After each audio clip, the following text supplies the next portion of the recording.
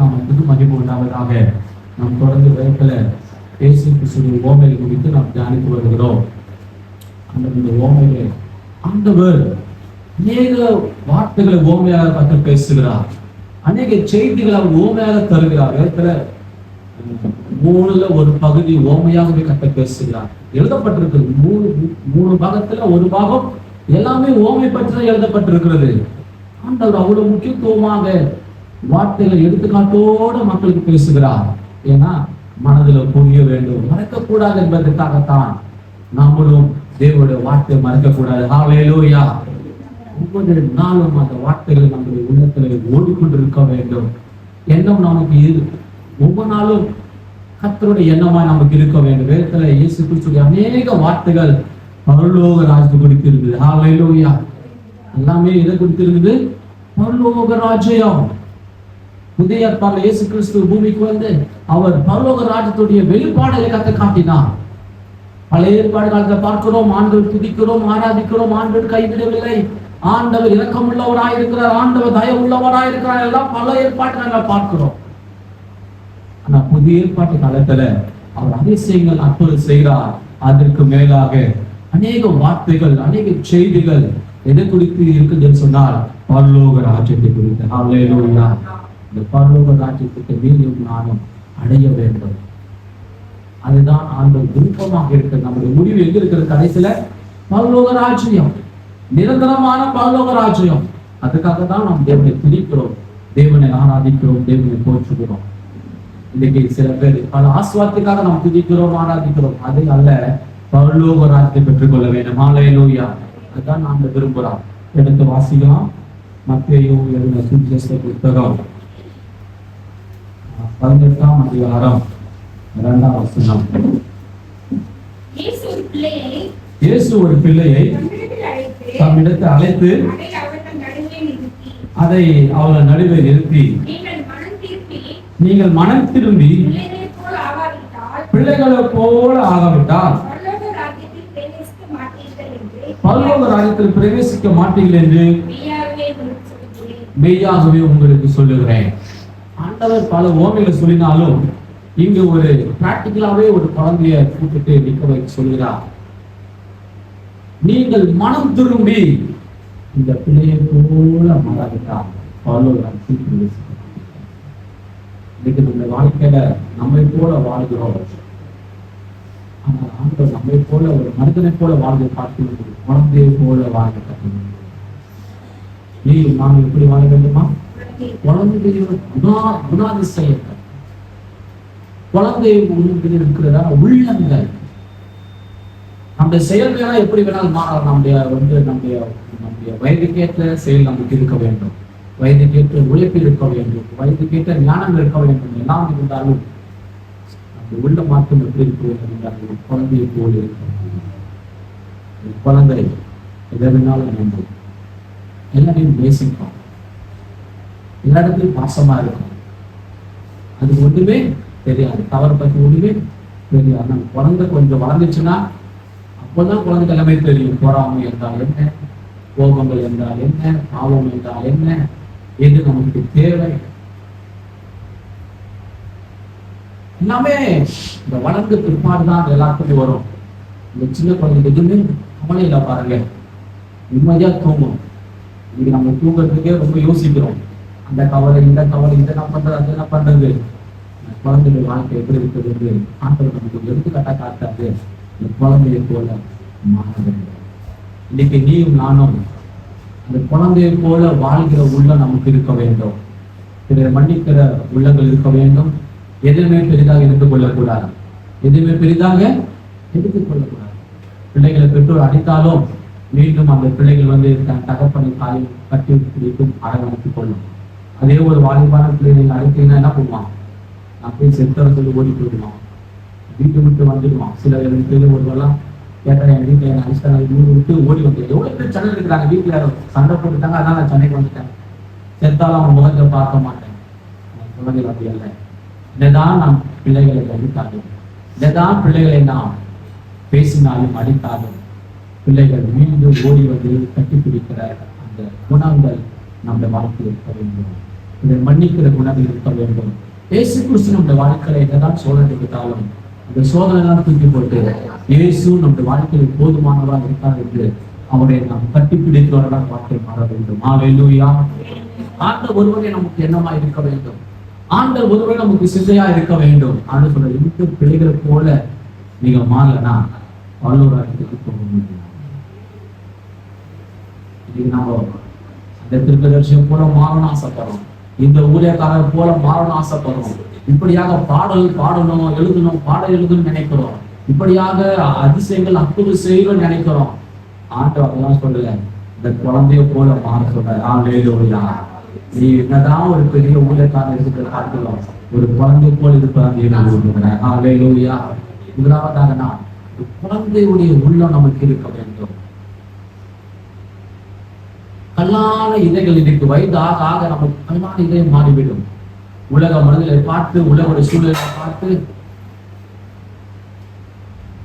சில பேர் சொல்றாங்க, ரொம்ப ஜாக்கிரதையா இருங்க, எல்லாம் ஏமாத்திடுவாங்க. நம்மளை யாரும் ஏமாத்தாம பரவாயில்ல, கர்த்தர் நம்மளை தூக்கி எடுக்க தேவனாக இருக்கிறார். ஹல்லேலூயா. அந்த உள்ளங்கள் குணங்கள் எல்லாமே குழந்தையை போல மாற வேண்டும். ஏனென்றால் அந்த குணத்துக்கு தான் பவுலராய்க்கு சட்டை எனக்கு கொடுத்திருக்கிறார். ஹல்லேலூயா. ஆகவே நீ நான் எப்படி உள்ள குணங்கள் இருந்தாலும் இன்றைக்கு இயேசு இடத்துல ஆண்டவரே என்னுடைய குணத்தை ஒரு குழந்தை குணம் போல மாற்றுகிறான்.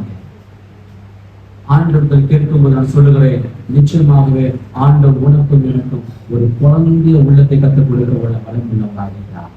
பக்கத்தப்பா சொல்லுங்க, உங்களுக்கு உள்ளம் குழந்தை உள்ளமா இருக்கிறா கேளுங்க. உள்ள குழந்தை உள்ளமா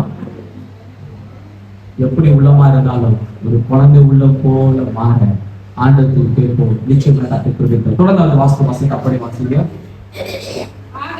ஆகையா இந்த பிள்ளையை போல தன்னை தாழ்த்தும் எவனோ அவனே பரலோகத்தில். இந்த பிள்ளையுடைய குணத்தில் ஆண்டு காட்ட தன்னை தாழ்த்துகிறவர்கள். குழந்தை கூப்பிட்டு அந்த குழந்தை வந்துட்டு ஆண்டு சொல்ல நின்று சொல்ல நின்றுது.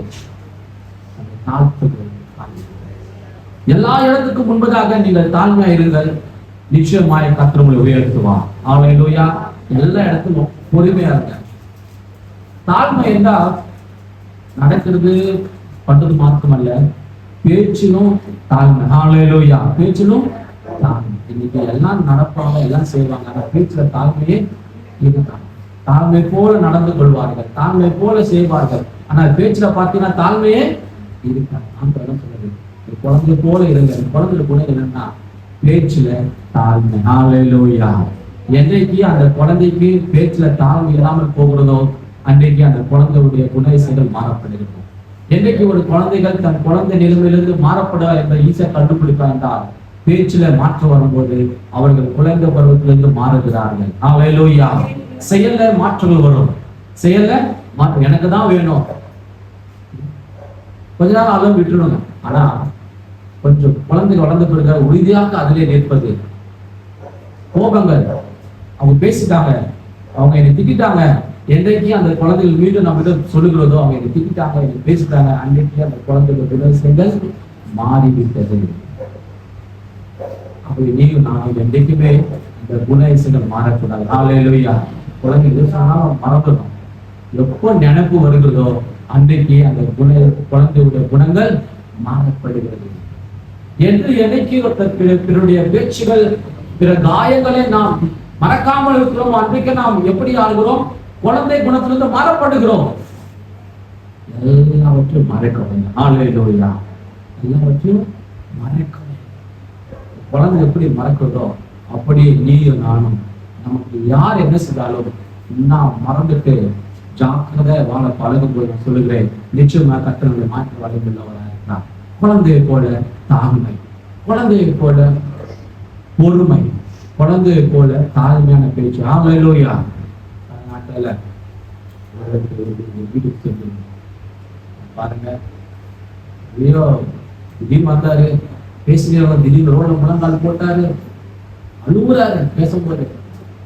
என் கூட வந்து அதை பார்த்துட்டு அவரும் ரொம்ப உண்மையில அதை பார்த்துட்டு அவரும் ஆச்சரியப்பட்டு அவரும் அஞ்சு பார்த்து பேசுறாரு. நான் சொன்னேன், எவ்வளவு அந்த அளவு பெரிய ஆக்டிங் பண்ண அதை பார்த்து சும்மா வாழ்க்கையில என்னதான் முடிக்க இருந்தாலும் அவர் பேச அந்நிய பாசை பார்த்தீங்கன்னா அவருக்கு டிஃப்ரெண்டா இருக்கும். அவர் தான் சத்தம் உயர்த்தி பேசுவார். ஆனா அவர் வீட்டு பக்கத்துல பார்த்தீங்கன்னா யாரும் வந்து பேசவே மாட்டாங்க. யாரை பார்த்தாலும் அடிச்சுவார், யாரை பார்த்தாலும் சண்டை போடுவார். பணத்தை வாங்க திருப்பி தரவே மாட்டாங்க. ஆனா பேச மட்டும் பார்த்தா குழந்தை போல ஆக்டிங் பண்ணுவார், குழந்தை போல ட்ரெஸ் போடுவார். வயிற்று தான் நடுரோலே முட்டி போடுவார். யாரும் நம்ம நடுவில் முட்டி போடுவோமா? நடுவில் முட்டி போட்டு அழுவா இருப்பாங்க. எல்லாரும் ஆச்சரியப்படுறாங்க பார்க்கும்போது. வாழ்க்கையுடைய வெளி தோற்றத்தை பார்க்கிலும் உள் தோற்றங்கள் நம்ம குழந்தை போல இருப்பாரு. இன்னைக்கு வெளி தோற்றம் தான் நம்ம குழந்தைய போல காட்டிக்கணும். நல்லா ஜெபிக்கிறவங்க போல, நல்ல புஷ்டமான போல காட்டிக்கணும். உள்ளத்துல நம் குழந்தைய போல மாறணும். எல்லாவற்றையும் மறந்து எல்லாவற்றையும் மன்னித்து புதிதாய் வாழ்கிற ஒரு அனுபவங்கள் நம்ம இருக்க வேண்டும். இயேசுவுக்காக வாழ்கிற அனுபவங்கள் இருக்க வேண்டும். பிள்ளைகளுக்கு கேட்டீங்கன்னா யார் உங்களுக்கு எது தேவைன்னா, பிள்ளைங்க உடம்புக்கு குழந்தையா இருக்கும்போது எங்க அப்பா எனக்கு அம்மா போதும் என்று சொல்லுற அனுபவம் தான் பிள்ளைகளுடைய அனுபவம். இன்னைக்கு உனக்கு எனக்கு எது வேணும் கேட்டீங்கன்னா, நமக்கு சொல்ல வேண்டிய காரியங்கள் இயேசு நமக்கு போதுமானவர்தான். பிள்ளைங்க வளர்ந்த பிறகு நீ கேட்டீங்கன்னா, எனக்கு செல்போன் வேணும், வீடு வேணும், வண்டி வேணும், பைக் வேணும், சைக்கிள் வேணும் கேட்கும். அந்த குழந்தை படத்துல உங்களுக்கு எது வேணும் கேட்டீங்கன்னா, அப்பா அம்மா வேணும் என்று சொல்லுகிற ஒரு குணங்கள் உனக்கு எனக்கு தேவைப்படுகிறது. நமக்கு 1000 தேவைகள் இருந்தாலும், 1000 பிரச்சனை இருந்தாலும், நமக்கு ஒன்றே மட்டும் தேவைப்படுகிறது, இயேசு நம்ம வாழ்க்கையில் போதுமானவர்.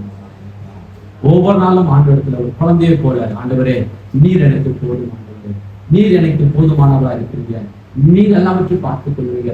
குழந்தைகள் தேவைகள் எல்லாம் தகப்பனிடத்துல மாத்திரம் கேட்கும், தாயிடத்துல மாத்திரம் கேட்கும். அவன் பிள்ளைகளுக்கு தெரியும் என் தேவைகள் என் தகப்பனார் கொடுக்க வளைவுள்ளவராக இருக்கிறார். எங்கள் தாய் என் தேவை கொடுக்க, என் தாய்க்கு எல்லாம் முடியும் என்ற ஒரு நம்பிக்கை இருக்கிற நிமித்தமாக தான் இந்த குழந்தைகள் தன் தகப்பனாய் தன் பெற்றோரை நம்பிக்கொண்டிருக்கிறது. பிற மனிதரை பார்க்கிறோம், பிள்ளை பெற்றோரை சார்ந்து வாழ்கிற அனுபவங்கள் உனக்கு எனக்கு வேண்டும். நாம் இந்த உலகத்தில் உலக மனிதர்களின் குடும்பத்தையும் சார்ந்து வாழ்ந்து பார்க்கிறோம். இயேசு கிறிஸ்துவை நம்பி சார்ந்து வாழ்கிற அனுபவங்கள் நமக்கு தேவைப்படுகிறது. ஹல்லேலூயா. எத்தனை சொல்லுங்க, இயேசு என் தகப்பனுக்கு போதுமானவராக. ஹல்லேலூயா.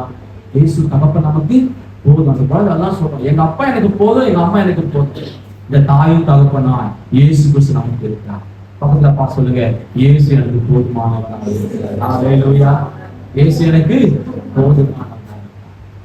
ஆகவே நாம் இந்த வாழ்க்கையை மாற்றிக்கொள்வோம், தாழ்மையாக வாழ்வோம், தாழ்மையாக பேசுவோம், தாழ்மையாக செயல்படுவோம்.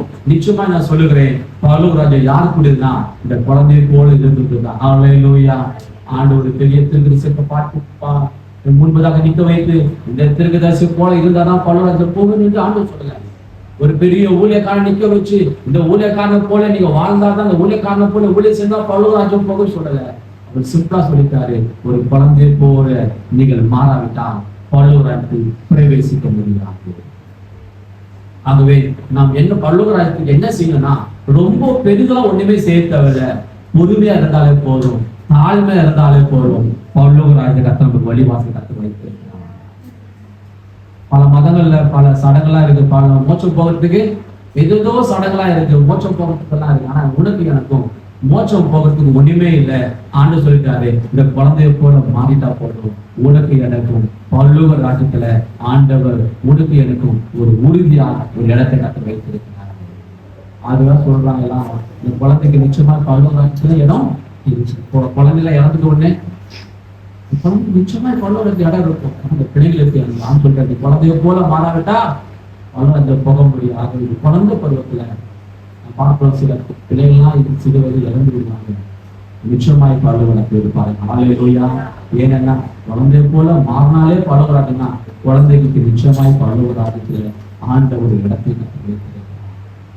ஆகவே நம்மை நாம் இன்னைக்கு யோசித்து பார்த்து நிதானித்து பார்த்து, ஆண்டவரே நான் எப்படி வாழ்கிறேன், நான் குழந்தை குணமாய் குழந்தை போல வாழ்கிறேனா, குழந்தை போல தாழ்மையாக பேசுகிறேனா, குழந்தை போல பொறுமையா இருக்கிறேனா? நீ விரும்புகிற வாழ்க்கை வாழ கற்று எனக்கு திருப்பி தருகிறார்கள். இது நம் வாழ்க்கையை அர்ப்பணிக்கும் போது நான் சொல்லுகிறேன், நிச்சயமாகவே தப்பு நம்முடைய வாழ்க்கையை மாற்றி புதிய ஆஸ்வாதத்தை கற்றுக் கொடுத்து வழியுள்ளவராக இருக்கிறார். அதே அதிகாரத்துல 11ஆம் வாசம், அதே அதிகாரத்துல 11 18 11 மனுஷகுமாரன் கெட்டு போனதை இயேசு எதுக்காக வந்த? மனுஷகுமாரன் கெட்டு போனதை ரட்சிக்கணும். இயேசு கிறிஸ்து வந்ததுக்கு காரணம் கெட்டு போனதை ரட்சிக்கணும். கெட்டு போனதை அழிக்க வரல, கெட்டு போனதை தூக்கி போட வரல, கெட்டு போனதை குணமாக கட்டல. வாழ்க்கை கெட்டு போனது முடியாதத, ஒண்ணுமே முடியாதத அதை மாற்றும்படியாக இயேசு கிறிஸ்து இருக்கிறார். இன்னைக்கு நீயும் நானும் உன்னால என்னாலும் மாற முடியாத ஒன்றுமே இல்லை, அவரால் மாற்ற முடியும். ஹல்லேலூயா. நீங்க நம்முடைய ஆண்டவரே என் வாழ்க்கை கெட்டு போயிடுச்சு, அதை மாற்றணும்னா நிச்சயமாக அதை மாற்றுவாங்க. ஆண்டவரத்துல ஆண்டவரே நான் நீதிமான் சொல்லிட்டு அவங்களால மாற்றவே முடியாது. ஆண்டவரை மாற்ற முடியாது. என்னைக்கு ஒரு மனுஷன் தாக்குறானோ அன்றைக்குதான் வாழ்க்கை முன்னேற முடியும், ஆசீர்வாதம் மாற்ற முடியும். தாழ்த்தாத மனிதனை ஆண்டவர் ஒருபடி ஒரு நாளும் உயர்த்தது கிடையாது. ஆண்டவருக்கு பிடிக்காத குணமே பாவத்திலே பெரிய பாவம் பெருமை. பெருமைதான் உலகத்திலே பெரிய பாவம்னா பெருமைதான். அதை மாத்திரம் ஆண்டவருக்கு பிடிக்காது. வாழ்க்கையை பெருமை அகற்றி போட்டு தாழ்மையாக வாழும் போது சொல்லுகிறேன், தாழ்மை உள்ளவர்களோ கர்த்தர் கிருபை அளிக்கிறார். வெறும் சொல்லுது, தாழ்மை உள்ளவருக்கோ கர்த்தர் கிருபை அளிக்கிறார். கடந்த வாரத்துல ஒரு கல்யாண பத்திரிகையில எல்லாரும் பேர்லாம் போடலாம் சொன்னேன். பேர் போட்டாதான் பேர்ல போடலாம். ஹல்லேலூயா. பேரு போட்டாதான் வரணுமா, பேரு போடாதான் வரணுமா? அவங்க நேற்று சொன்னாங்க. ஏனும் கோச்சிக்கவே மாட்டாரு. அதெல்லாம் ஒரு பெரிய விஷயம். மத்தவங்க கோச்சு பார்த்தா கல்யாணம் பத்தி பேரு போடலாம், அவர் கோச்சிக்க மாட்டார். ஹல்லேலூயா. கல்யாண பத்திரிகை பேரு போட்டா என்ன, பேரு போடலாம் என்ன. ஹல்லேலூயா. அப்ப எதை குறித்தும் நான் சில பேர் சொல்லுவாங்க, எனக்கு கூப்பிடல, எனக்கு மதிக்கல, இது பத்திரிக்கை வைக்கல. சில பேர் சொல்லுவாங்க பத்திரிக்கை வந்து, நான் சொல்லுவேன் பத்திரிக்கை வச்சா நான் வரமாட்டேன், போன்ல சொல்லி நான் வந்துடுறேன். ஹல்லேலூயா. போன்ல சொல்லி வந்தேன்னா பத்திரிகை வீட்டாட வச்சு நான் நிச்சயமா வரமாட்டேன். எதுக்கு நேரத்தை வேஸ்ட் பண்ணி, காலத்தை வேஸ்ட் பண்ணி, நேரத்தை வேஸ்ட் பண்ணி நம்ம வாழ்க்கையில தாழ்மையும் பொருளையும் எதையும் நம்ம பிறகு மதிப்பு மரியாதை எதிர்பார்க்கவே கூடாது. ஹல்லேலூயா. எங்க ஒரு இடத்துல நாம் ஒரு கணத்தை எதிர்பார்ப்போமோ அன்றைக்கே நாம் சோர்ந்து போகிறோம். ஹல்லேலூயா. யார் நம்மளை கணம் பண்ணாலும் பண்ணாமல் போனாலும் இக்குழந்தையை போல வாழ்கிற அனுபவம் இருக்கும் என்றால் நான் சொல்லுகிறேன், நிச்சயமாகவே பரலோகராஜ்யத்தை கர்த்தர் உனக்கு ஏற்படுத்தி வாய்ப்புள்ளவராக இருக்கிறார். ஆகவே ஆண்டவர் கெட்டுப்பொருளை ரட்சிக்கும்படியாக இயேசு கிறிஸ்து இந்த பூமிக்கு வந்தார். மனிதர்கள் கெட்டுப்பொருளை தூற்றுவார்கள், வாழ்க்கை இழந்து போனதை தூற்றுவார்கள். அதே பேசி பேசியே நம்ம நோகடிப்பார்கள். ஆனால் ஆண்டவர் அதல்ல. எங்கு கெட்டு போயிருக்கிறார்களோ, எங்கு வியாதியா இருக்கிறார்களோ, எங்கு திட்டற்றவர்களா இருக்கிறார்களோ, எங்கு ஒன்றும் இல்லாமல் இருக்கிறார்களோ கர்த்தர் அவரை தேடி வருகிறார். அடிக்கடி நான் சொல்லுவேன், எங்கெல்லாம் ஸ்லம்பியா இருக்கிறோ அங்கெல்லாம் ஒரு சபை இருக்கும். ஹல்லேலூயா. எங்கெல்லாம் ஏழ்மையான மக்கள் இருக்கிறார்களோ, எங்கெல்லாம் குடிசை வாசிகள் இருக்கிறார்களோ, நீங்க போய் பாருங்க, அங்க பல சபைகள் இருக்கும். ஏனென்றால் ஆண்டவர் அப்படிப்பட்ட மக்களை கர்த்தர் தேடி வருகிறார். திக்கற்றவர்களை தேடி வருகிறார். பாவமான மனிதர்களை தேடி வருகிறார். குடிக்கு அடிமையாளரை கர்த்தர் தேடி வருகிறார். விட முடியாத பாவத்தில் கர்த்தர் தேடி வருகிறார். எதற்காகலாம்? அவர் வாழ்க்கையை மாற்றும்படியாகத்தான். ஹல்லேலூயா. அதை உன்னையும் என்னையும் கர்த்தர் மாற்ற வந்திருக்கிறார். இந்த காலையிலே எத்தனை பேர் விசுவாசிக்கிறீங்க? ஆண்டவரை மாற்ற வந்திருக்கிறார்.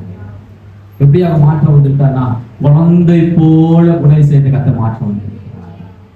ஹல்லேலூயா. நீங்களும் நாம முதல்ல குழந்தை போல மாற ஆசைப்படுங்க. இயேசு கிறிஸ்துவை போல மாற ஆசைப்படுங்க.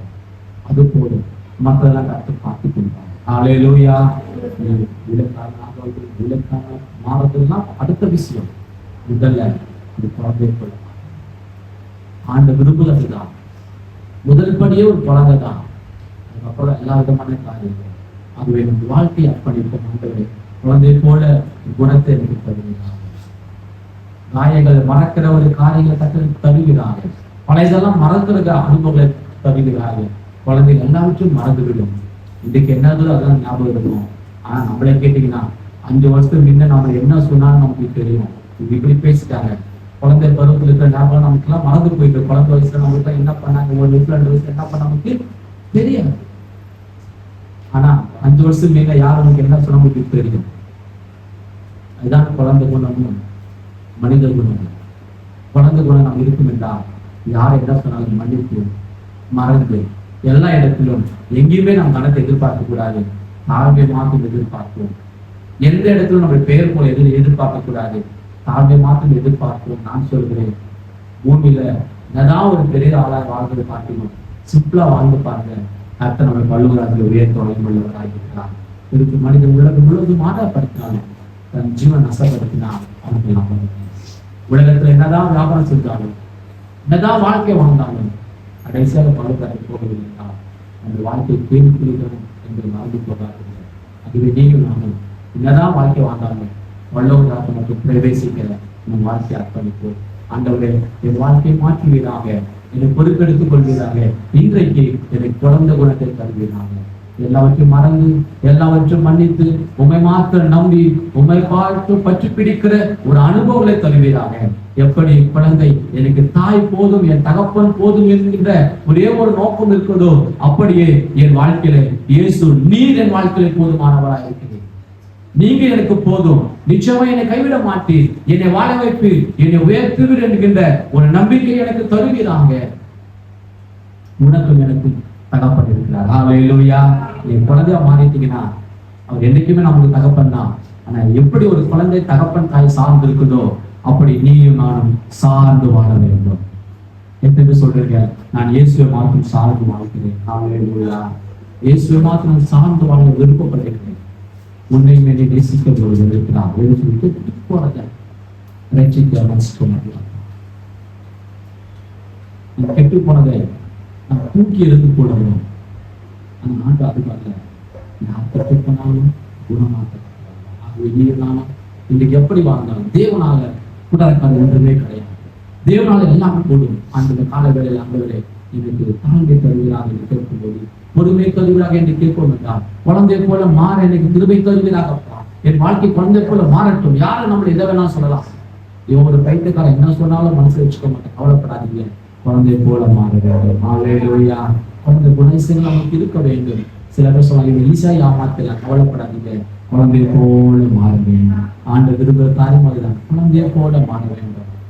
யார் நம்ம என்ன சொன்னாலும் பைத்தியக்காரன் சொல்லலாம், ஏமாத்துக்காரன் ஈஸியா ஏமாத்தலாம் சொல்லலாம். எதை குறித்து கவலைப்படாதீங்க. இயேசு விரும்புவது குழந்தைய குணாதிசயங்கள். ஹல்லேலூயா. நாளைக்கு தினத்தை குறித்து குழந்தை நாளை தினத்தை குறித்து கவலைப்படாது. இன்னைக்கு இருக்கலாம் போதும். இன்னைக்கு சாப்பிடணுமா, இன்னைக்கு பிஸ்கட் இருக்குதா வாங்கி சாப்பிடும். நாளைக்கு வேறு சொல்லி வீட்டில் மறைச்சு வைக்காது. ஆனா இன்னைக்கு நாம நாளை மறுநாளைக்கெல்லாம் தேவைகளும் அதெல்லாம் கிறிஸ்தவர்கள் வாழ்க்கை. இயேசுவை நாம் நம்பிக்கையா இருக்க வேண்டும். இன்றைக்கு என்னை நடத்துகிறவர் நாளைக்குமே நடத்துவார் என்ற நம்பிக்கை உனக்கும் எனக்கு இருக்கு. நான் சொல்லுகிறேன், நிச்சயமாக கர்த்தர் உங்களுக்கு பல்லவராஜ்யத்தை நடத்தி கொடுப்பார். ஹல்லேலூயா. நம்பிக்கை, கர்த்தர் என்னை நடத்துவார். எத்தனை பேருக்கு நம்பிக்கை இருக்கிறது? ஹல்லேலூயா. கர்த்தரை நடத்துவார். இன்றைக்கு நடத்தினவர் நாளைக்கு நடத்துவார். என்ன தேவையானாலும் அவளுக்கு நாம் கேட்கும் போது, விசுவாசமா இருக்கும் போது, நம்பிக்கையா இருக்கும் போது, நான் சொல்லுகிறேன், நிச்சயமாகவே கர்த்தர் உயர்த்துவார். நம்ம பாவத்தை எல்லாம் கர்த்தர் மன்னிக்கிறார். அந்த கெட்டுப் போனதை வச்சுக்கிறாங்க. நம்ம பாவத்தை மன்னிக்கிறார். காலையில் நாங்கள் இந்த பாவத்தை மன்னிக்கிறாங்க. திருமணத்துக்கு என்னை அர்ப்பணிக்கிறேன். செய்த பாவங்கள் வார்த்தையின் மூலியமாக, பார்வையின் மூலியமாக, செயலின் மூலியமாக, குடும்பத்துல நண்பர்கள் மத்தியில, பேச்சுகள் மத்தியில பாவம் செய்தது எல்லாவற்றையும் கர்த்தர் மன்னிக்கிறாங்க. குழந்தை போல இன்னைக்கு ஒரு குழந்தையாக இந்த திருமணத்திற்கு ஆசைப்படுகிறேன் என்று நம் வாழ்க்கை அர்ப்பணிக்கும் போது நான் சொல்லுகிறேன், நிச்சயமாகவே தேவன் முன்னையும் நேசிக்கிறவராக இருக்கிறார், உயர்த்துவராக இருக்கிறார். மகிழ்ச்சியும் சந்தோஷமும் சமாதானத்தையும் கர்த்தர் நமக்கு நிறைவாய் கொடுப்பார்.